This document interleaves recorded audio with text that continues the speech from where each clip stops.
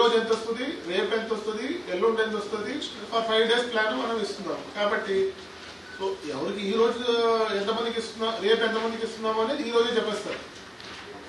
Same thing నిన్న కూడా చెప్పాము, మొన్న కూడా అదే చెప్పాము.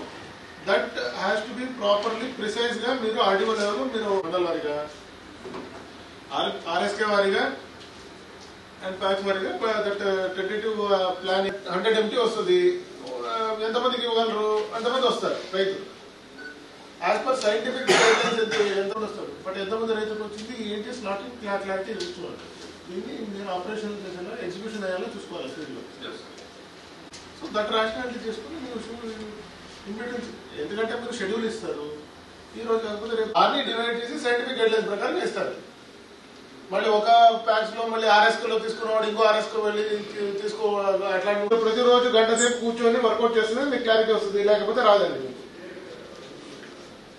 మీ ఏడియా అందరూ వచ్చారా, మీ దగ్గర ఉన్నారా? దాన్ని ఇన్స్యూర్ చేసుకోండి. ఇంకా అగ్రికల్చర్ ఆఫీసర్ చేసిన డేటా ఉంది మన దగ్గర, ఆ డేటా మీకు ఇస్తారు. దాంట్లో ఏమైనా చేంజెస్ ఉంటే ఇమీడియట్ గా చేసి చెప్పాలి.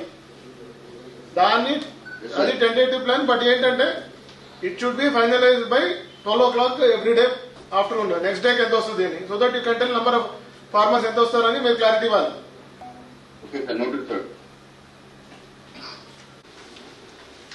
ఈ క్రాప్ బుకింగ్ అండ్ ఈ పంట నమోదు చేయడం మీకు అందరికీ తెలుసు.